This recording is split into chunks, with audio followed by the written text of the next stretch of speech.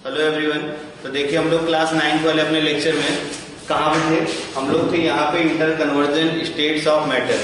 तो इसमें देखो inter conversion states of matter में आपको मैंने सॉलिड से लिक्विड बनाना सिखा दिया था। इस प्रोसेस का नाम क्या रखे थे? मेल्टिंग, ठीक है ना। और लिक्विड से सॉलिड बनाने वाले प्रोसेस का नाम हम लोग क्या बोलते हैं? फ्रीजिंग। तो ये चीजें हो गई थी ना, मेल्टिंग और फ्यूजन हो गया था। अब जो है हम लोग आज सीखते हैं लिक्विड से गैस। पहले सारे हीटिंग फिनोमेनन, ठीक है ना, और जो है कूलिंग फिनोमेनन सब एक साथ ही चल रहे हैं। तो सॉलिड से लिक्विड आपको बता दिया था, सॉलिड से लिक्विड बनाए थे, लिक्विड से सॉलिड बनाए थे। मतलब ये दो प्रोसेस अपने हो चुके हैं, याद करिए आप तो, ठीक है ना। तो सॉलिड क्या है? सॉलिड को गर्म करके लिक्विड बनाइए, ये हो गया मेल्टिंग और फ्यूजन। लिक्विड को कूल करके सॉलिड बनाइए, इसे क्या बोलते हैं? फ्रीजिंग, ठीक है ना, या सॉलिडिफिकेशन। ये हो चुका है। आज हमें सीखना है, ये सीखना है हमें आज कि हम लिक्विड से गैस कैसे बनाएंगे, लिक्विड से गैस कैसे बनाएंगे और गैस से लिक्विड कैसे बनाएंगे। तो ये प्रोसेस है हीटिंग और ये प्रोसेस है कूलिंग। ये तो आपको पता ही है, हीटिंग फिनोमेनन और कूलिंग फिनोमेनन से कैसे आपका इंटर कन्वर्जन स्टेट्स होता है, ठीक है ना। तो अब देखो ध्यान से, जब लिक्विड को गर्म करते हैं बनता है गैस, तो इस प्रोसेस का नाम होता है बॉइलिंग। क्या नाम होता है इसका? बॉइलिंग, ठीक है ना। अच्छे से याद रखते हैं, बॉइलिंग। और इसी को हम लोग क्या बोलते हैं? वेपोराइजेशन, ठीक ना। इसी को हम लोग क्या बोलेंगे? वेपोराइजेशन, ठीक ना। ध्यान में रख के रहना है इसको, ठीक है ना। याद भी कराया था आपको, सब्जी लेने कहाँ घर के लिए कहाँ जाते हैं? देखो मार्केट में, ठीक है ना। और फिर क्या खोजते हैं? देखो वेराइटी, याद है ना, सब लेक्चर में है ये चीज, ठीक है। तो हम लोग वेपोराइजेशन को बोला करते हैं। और अब देखना ध्यान से, फिर इसके बाद गैस को ठंडा करके हम लोग लिक्विड बना लेते हैं। इस प्रोसेस का नाम होता है, कूल करके बनाते हैं, इस प्रोसेस का नाम होता है कंडेंसेशन। तो अब हमें आज बॉइलिंग, वेपोराइजेशन, ठीक ना, ये चीजें अच्छे से सीखनी है। तो हम लोग रीडिंग बनाते हैं बॉइलिंग एंड बॉइलिंग पॉइंट, ठीक है ना। क्या होता है दिमाग में रखे रहना, बॉइलिंग एंड बॉइलिंग पॉइंट, ठीक है ना। बॉइलिंग एंड बॉइलिंग पॉइंट, तो ये क्या होते हैं, क्या होती है बॉइलिंग और क्या होता है बॉइलिंग पॉइंट। अपने को यहां से आज स्टडी करनी, what is the boiling and what is the boiling point, ठीक है ना।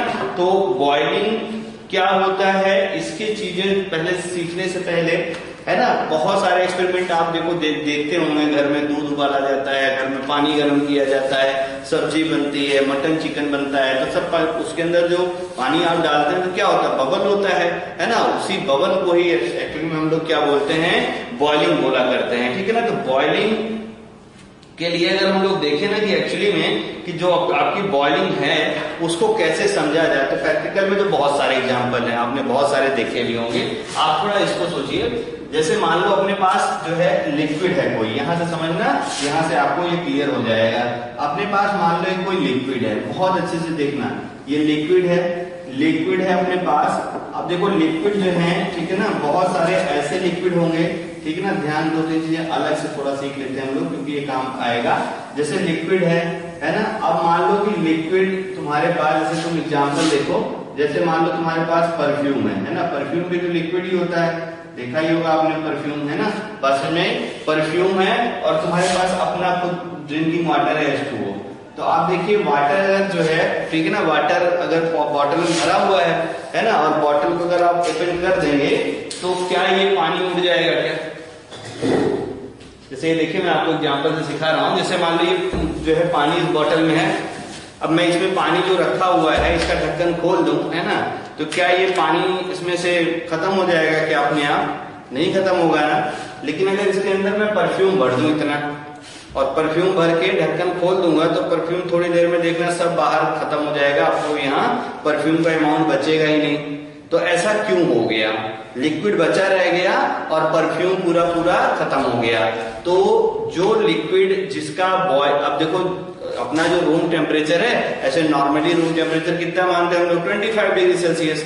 तो ऐसे लिक्विड जिसका बॉइलिंग पॉइंट 25 डिग्री सेल्सियस से कम होगा, वो तो अपने आप स्पॉन्टेनियस स्किप कर जाएंगे इस सरफेस को, यानी लिक्विड से कन्वर्ट हो जाएंगे गैसेस में। लेकिन ऐसे लिक्विड जिनका बॉइलिंग पॉइंट रूम टेम्परेचर से ज्यादा है, जैसे आपने सुना होगा वाटर का बॉइलिंग पॉइंट कितना होता है? 100 डिग्री सेल्सियस। तो वाटर को अगर मैं ऐसे बॉटल ओपन करके रखूंगा तो क्या ये स्किप कर जाएगा क्या? तो ये स्किप नहीं करेगा, मतलब यही सरफेस पे ये बना रहेगा। अच्छा पानी आएगा तो पानी पी लिया जाए थोड़ा। तो ये देखिए, ये इसका बॉइलिंग पॉइंट क्या है, इसका बॉइलिंग पॉइंट ज्यादा है, इसका बॉइलिंग पॉइंट ज्यादा है, मतलब मोर देन रूम टेम्परेचर है। तो ये मतलब अपने आप स्किप नहीं करेगा, अपने आप ये बॉयल नहीं करेगा, ठीक ना, अपने आप से वेपर के फॉर्म में कन्वर्ट नहीं होगा। तो अब देखो ध्यान से, जैसे मान लो हमने ऐसा लिक्विड ले लिया, अभी बॉइलिंग पॉइंट भी बहुत अच्छे समझ में आएगा। तो हम लोग क्या करते हैं, इस लिक्विड को यहां से मान लो गर्म करना शुरू कर देते हैं, इस लिक्विड को गर्म करना शुरू कर देंगे। तो जैसे ही हम लोग गर्म करना शुरू करेंगे तो ये जो लिक्विड का मॉलिक्यूल है ये वेपर के फॉर्म में निकलना शुरू हो जाएगा। बस में ये लिक्विड का मॉलिक्यूल देखो वेपर के फॉर्म में निकलना शुरू हो जाएगा। क्लियर हो गया होगा। इस प्रोसेस को हम लोग क्या बोलते हैं, वेपोराइजेशन। इस प्रोसेस को हम लोग क्या बोलते हैं, वेपोराइजेशन। और ठीक ना, इसी को हम लोग क्या बोलते हैं, बॉइलिंग। वेपोराइजेशन और हम लोग इसको क्या नाम देते हैं, बॉइलिंग। ठीक है ना, ध्यान से देखते रहना। तो अब देखना ध्यान से, जब इसको हम लोग गर्म करिए तो ये वेपर बबल बाहर गई। तो अब जो वेपर बबल बनती है, ध्यान से देखना, ये मान लो जो वेपर बन गया तो ये एक बनेगा तुम्हारा क्या, वेपर बबल। ध्यान से सीखते रहिए, बड़े अच्छे कॉन्सेप्ट दिखा रहा हूं जो आपको हायर क्लासेस में एनटीएससी ओलंपियाड में काम आएगा। तो एक देखो क्या बन गया तुम्हारा, वेपर बबल, है ना। तो वेपर बबल जो बना हुआ है, इस बबल के बारे में जरा ध्यान से देखो। तो मान लो ये तुम्हारा वेपर बबल थोड़ा बड़ा साइज का मैं बना दूं, तो जो वेपर बना है इस बबल में अगर आप देखो ध्यान से तो दो प्रेशर काम करेंगे। एक प्रेशर तो बबल के अंदर काम करेगा और एक जो इसके ऊपर है इन्वायरमेंट का प्रेशर। ये देखो जो वेपर बबल है इसके ऊपर बाहर से एटमॉस्फेयर का भी प्रेशर आएगा। तो इस वाले प्रेशर को हम लोग बोलते हैं एटमॉस्फेरिक प्रेशर। ठीक है, जो वेपर बबल है इसके ऊपर से जो प्रेशर लगेगा वो एटमॉस्फेरिक प्रेशर है। जहां भी आप गर्म करेंगे वहां के एटमॉस्फेयर का प्रेशर। और यहाँ देखो ध्यान से, जो वेपर बबल का इनर साइड है, जो वेपर बबल का इनर लेयर है, यहाँ पे जो प्रेशर काम करेगा, ठीक है, इस प्रेशर को हम लोग बोल देते हैं, जो है ऐसे नाम दे देता हूं मैं, ये है वेपर प्रेशर ऑफ लिक्विड। ये जो है ये क्या है, वेपर प्रेशर ऑफ लिक्विड। अच्छे से याद रखे रहना। तो वेपर प्रेशर ऑफ लिक्विड को हम लोग P0 से लिख देते हैं और एटमॉस्फेरिक प्रेशर को कैपिटल P से लिख देते हैं। ये क्वेश्चन जो है ना एनटीएससी में आया हुआ है, इसलिए अच्छे से इसको याद रखे रहना। ठीक ना, अगर कोई बॉइलिंग करानी है तो जो वेपर प्रेशर है लिक्विड का वो एटमॉस्फेरिक प्रेशर से ज्यादा होना चाहिए कि कम होना चाहिए कि बराबर होना चाहिए। तो हमेशा याद रखो फॉर बॉइलिंग क्या होना चाहिए, है ना। फॉर बॉइलिंग आपको क्या कंडीशन मिलनी चाहिए, ये ध्यान में आपको रखना पड़ेगा। तो बॉइलिंग के लिए देखो ध्यान से क्या होना चाहिए, जो आपका P0 है ना, ये P0 P एस्केप यानी जो वेपर प्रेशर एटमॉस्फेयर से है उसको मैंने P से लिखा है, जो प्रेशर एटमॉस्फेयर का है उसके बराबर होना चाहिए अगर बॉइलिंग करानी है फॉर प्रॉपर बॉइलिंग। ठीक है ना, तो जो वेपर प्रेशर लिक्विड का है वो एटमॉस्फेरिक प्रेशर के बराबर होगा तभी बॉइलिंग होगी, अदरवाइज बॉइलिंग नहीं होगी। ठीक है ना, तो हमेशा याद रखे रहना ये चीज। अब यहाँ नोट करके लिख दे रहा हूं मैं कि अगर मान लो, ठीक है ना, इफ आपका जो वेपर प्रेशर है नॉट इक्वल टू, ठीक है ना, अच्छे से याद रखो, जो वेपर प्रेशर लिक्विड का है P0 not equal to P, तो हमेशा याद रखे रहना आपका लिक्विड बॉयल कभी भी नहीं होगा, चाहे ज्यादा हो चाहे कम हो, देन लिक्विड नेवर बॉयल। ठीक है ना, अच्छे से याद रखे रहना। जब भी लिक्विड को अगर हमें बॉयल कराना है तो आपको अच्छे से याद रखा रहना पड़ेगा कि जो वेपर प्रेशर लिक्विड का है वो एटमॉस्फेरिक प्रेशर के बराबर होना चाहिए, नहीं तो वेपर बबल नहीं बनेगा। अच्छा, इसका एग्जांपल आपने देखा होगा घर में, है ना, नहीं देखा है तो आज देखिएगा। आप मिल्क ले लीजिए और मिल्क को गर्म करिए, है ना, और मिल्क जब बहने वाला हो, मतलब उसे बबल करते करते तो बहने लगता है थोड़ी देर बाद, तो घर पे करते क्या है, एक कलछल क्या बोलते हैं, कलछुल चिमचा जो भी आप बोलते हैं, वो लेके और उसको देखो, या स्पून बड़ा से तो खूब तेज इसको सेक करना शुरू कर देते हैं। तो जब इसको मिल्क को आप सेक करेंगे तो देखो जो बबल बन रहा था वो बबल बनेगा नहीं, और बबल बने क्या किया तुमने, देखो जब सेक आपने किया तो आपने एटमॉस्फेरिक प्रेशर बढ़ाया, यानी आप देखो बबल के ऊपर से अपने हाथ से खूब प्रेशर लगा रहे हैं, बबल बनने ही नहीं दे रहे हैं, और जब तक बबल नहीं बनेगा तब तक बॉइलिंग नहीं होगी। तो ये बात भी याद रखते रहना, ठीक है ना, bubbling is necessary condition for boiling. जब तक बबल नहीं बनेगा तब तक बॉइलिंग नहीं होगी।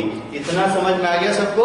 तो बॉइलिंग क्या है, पहले इसकी थोड़ी बहुत 9th वाली डेफिनेशन सीखी जाए। बॉइलिंग ऐसा प्रोसेस है जिससे हम लोग लिक्विड को किसमें कन्वर्ट करते हैं, gases. Boiling is heating phenomenon in which on heating, है ना, लिक्विड कन्वर्ट इनटू गैस। ये ऐसे बोल सकता हूँ, boiling is heating phenomenon in which liquid acquire heat energy and converted into gas, ठीक है ना। और बॉइलिंग पॉइंट क्या होता है, the temperature at which liquid starts boiling, ये ऐसे बोलूं मैं, the temperature at which vapour bubble formed are called boiling point. तो ये दोनों डेफिनेशन आपको अच्छे से क्लियर हो गई होगी, ठीक है ना। तो थोड़ा इरेज करके मैं आपको अच्छे से इसकी डेफिनेशन लिख लेता हूँ, इतनी चीजें आप कॉपी कर लेना, ठीक है। तो अब देखो, अगर तुमसे पूछे कि आप बताइए कि बॉइलिंग क्या होता है, ठीक है, डेफिनेशन आपसे पूछे कि आप जरा डिफाइन करिए भाई बॉइलिंग क्या है, ठीक है ना। तो बॉइलिंग क्या है, अच्छे से समझ में आ गया होगा क्या है। Boiling is heating phenomenon in which on heating, है ना, लिक्विड कन्वर्ट इनटू गैस। और बॉइलिंग पॉइंट क्या होता है, the temperature at which liquid start boiling और the temperature at which vapour bubble is formed are called boiling point. तो दोनों definition आपको बहुत अच्छे से समझ में आ गया होगा, बॉइलिंग एंड बॉइलिंग पॉइंट, ठीक है ना। अब ये बॉइलिंग पॉइंट जो है, जो भी आपने इतना आसान से पढ़ लिया, इतने से कुछ होने वाला नहीं है, ठीक ना। कुछ होने वाला मतलब नहीं है कि आपका स्कूल एग्जाम के लिए तो सफिशिएंट है, बाकी एनटीएससी में भी बड़े अच्छे अच्छे क्वेश्चन आते हैं, ठीक ना, किसका बॉइलिंग पॉइंट ज्यादा होगा और किसका बॉइलिंग पॉइंट कम होगा। तो यहाँ तक अच्छे से आप रिवाइज करिए। इसके अगले सेक्शन में हम लोग बॉइलिंग पॉइंट के और एडवांस कॉन्सेप्ट और क्या क्या फैक्टर है जो बॉइलिंग पॉइंट पे फिट करते हैं, इसका डिस्कशन हम लोग करेंगे।